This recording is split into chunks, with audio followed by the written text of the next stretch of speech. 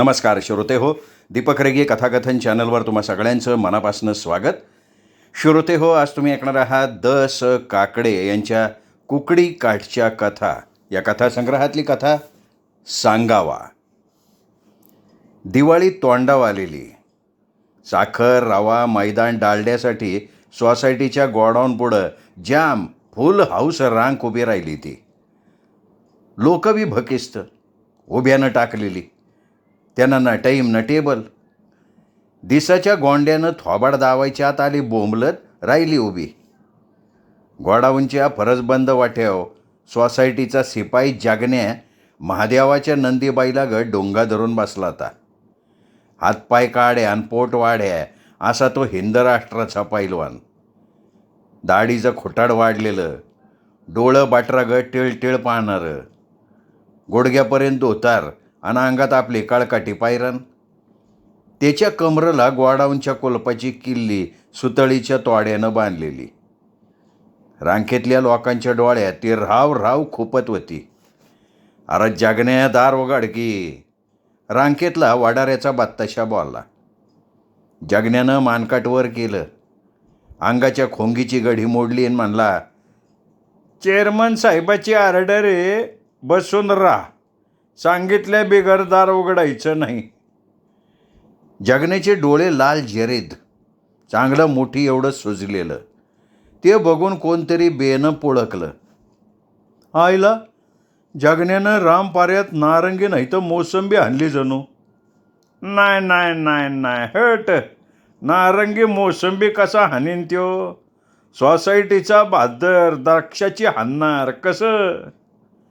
रात्रीची कंट्री न उतरलेला लेंड्याचा बाळा भाकला. हे बघा, उगा असं बोलू नका.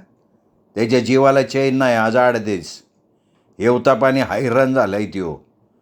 आराम नाही दिला सोसायटीत त्याला. जगण्याच्या शेजारी उभ्या पेठेला राहणारा मार्तंडा तेली कणवाईनं बोलला. मार्तंडा तेली माळकरी बुवा, मुरलीधराच्या देवळात भजन करणारा, ना कोणाच्या आध्यात ना माध्यात.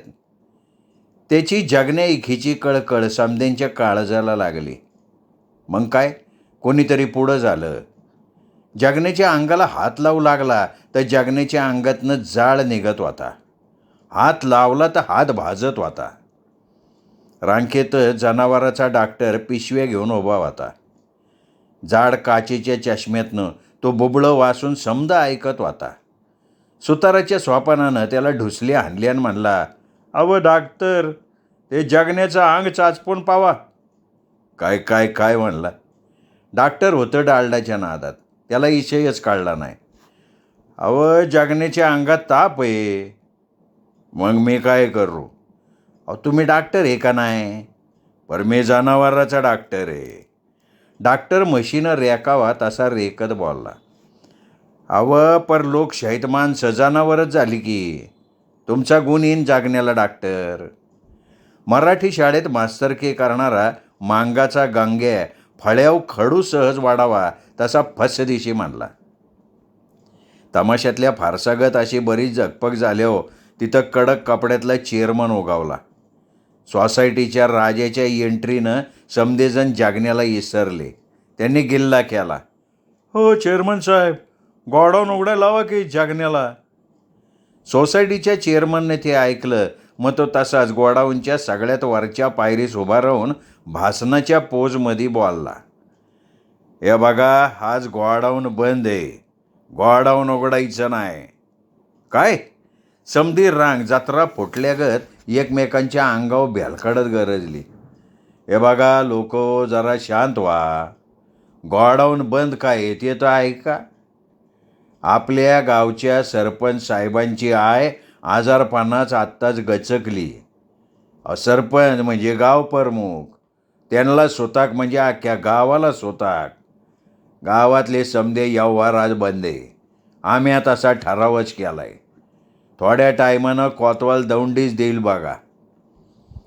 चेअरमन साहेबांनी आपल्या डोक्यातली चुचकळी टोपी काढली, जॅकेटच्या खिशात घातली, सुतकाला सुरुवात केली. गोडाऊन बंद म्हणल्यावर आजारी जागण्या फुलरला. आज आराम मिळेल तब्येतीला. असं म्हणून त्यांनी मयत झालेल्या सरपंचाच्या आईला हात जोडून दंडोत घातला. ए जगणे, चेअरमन बोलला. काय? दुखणेकरी जगण्या कसा बसा उभा होत कसा बसा बोलला. गोडाऊन बंद आहे ना, म्हणून आज तुला दुसरी ड्युटी आहे. जगण्या गप. तो आता लगेच मसुंडीला जायचं पळत पळत. मसुंडीला? जगण्याच्या अंगावर काटाच उभा राहिला. वय मसुंडीला. काय आला? काय आला? अरा भोसडीचे सरपंच साहेबाच्या थोरल्या बन आहे ना अक्कासाहेब. अक्कासाहेबाला सांगायला जा म्हातारी मेली म्हणाव. अहो पर मसुंडीला जायचं म्हणजे नाही हो, नग नग, माझ्या जीवाला चैन नाही हो. जगण्या लटपटत्या पायाने बोलला. असं चेअरमनने त्याच्यावर डोळंच वाचलं. सरपंच साहेबांच्या समध्या नातेवाईकाक चेअरमननं लोक सांगाय पेटळली. फकस्त मसुंडीच्या थोरल्या अक्कासाहेबांना सांगायचं राहिलं होतं. तिकडं कोणीच जायला तयार नव्हतं. अहो मसुंडीचा समधा मार्गच तसा, भयान डोंगरदाऱ्याचा. गाडी रस्ता नाही, धड पायवाट नाही. समध्या रस्त्यानं साबरकांड्याचं जंगल. भील ठाकरं बी त्या मार्गानं जायला कुतत. अशा मार्गानं 6 कोस चालायला लागायचं.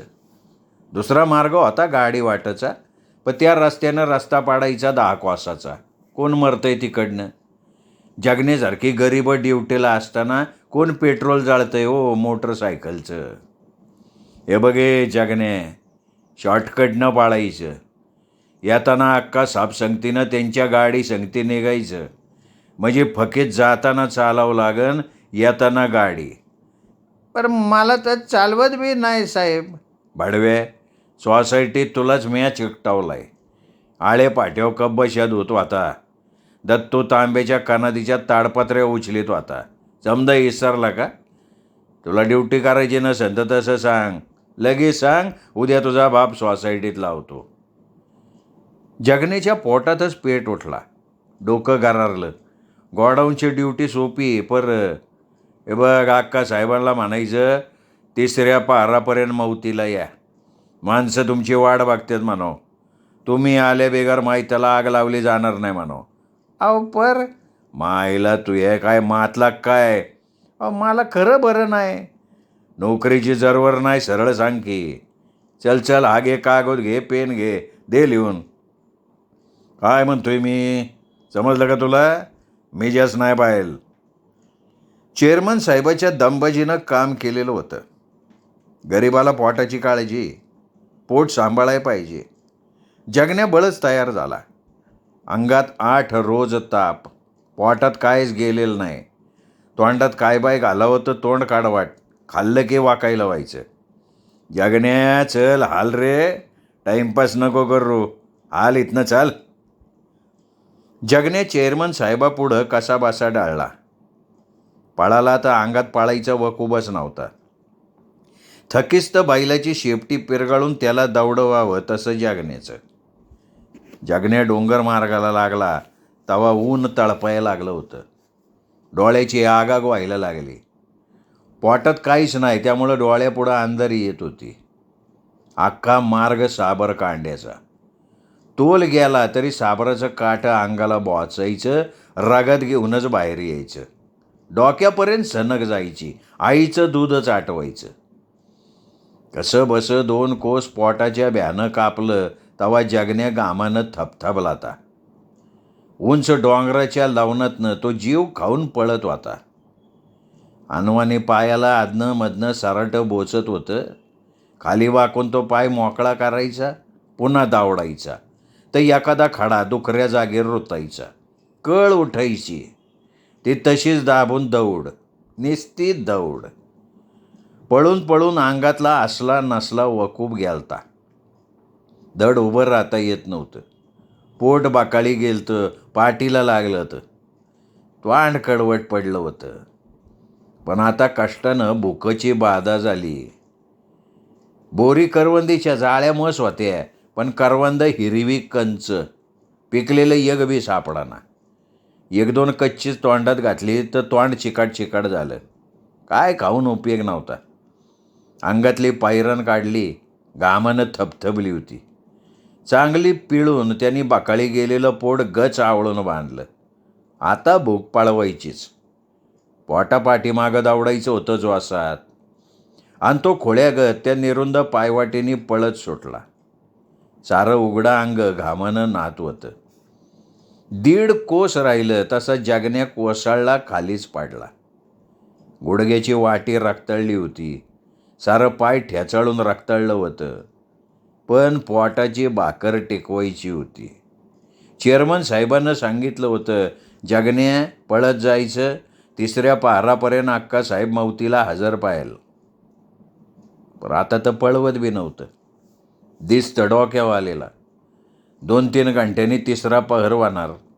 तेवढ्या टेमात अक्कासाहेब गेल्या नाही तर मौत खोळंबणार. समधी म्हणणार त्याला काय नोकरीची जरवर नाही, भोसडीच्याला हाना लाथा, गावाबाहेर हाकलून द्या. जगण्या जीवाच्या भीतीनं पळत होता. त्याला अक्कासाहेबाचं घर गाठायचं होतं. घासा कोरडा पाडला होता. पर समद आयरान वंजळभर पाणी मिळालं तरी बस, तसं त्याला झालतं. जगण्या पुन्हा पायवाटेनं सुटला. सांबरकांड्यातनं अर्धा कोस मार्ग हाणल्यावर त्याच्या पोटाच्यात गोळे सुटले. मांड्यांच्या शिरा ताटल्याशा वाटल्या. समद अंग भरून आलं. डोकं गरगरायला लागलं. तरी बी नेटानं पाय टाकत होता. ओढ्यातल्या पाण्याची धर दूर दिसताच त्याचं मन होरावलं. त्यांनी नेटच धरला.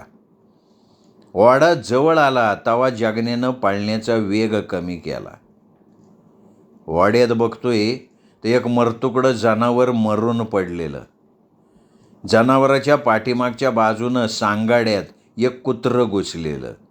आतला माल मसाला बाहेर ओढून काढत होतं. त्या मेलेल्या जनावराचे गिधाडे कुत्री लचके तोडत होती.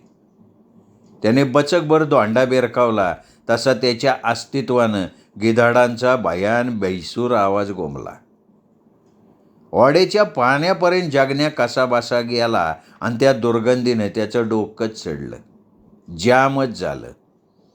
त्यात त्यांनी पोट आवळलेली पायरान सोडली तसं समद्या अंगातलं बळच गाळालं. पाण्यातच जगण्या त्या मेलेल्या जनावरात धाडकन होताना पाडला. नाका तोंडात पाणी गेलं. अंग जडशीळ झाल्यागत झालं. अंगात उठायचा जोरच राहिला नव्हता.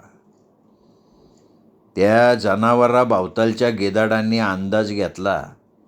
काहीशी भीती वाटून जराशी बाजूला झाली.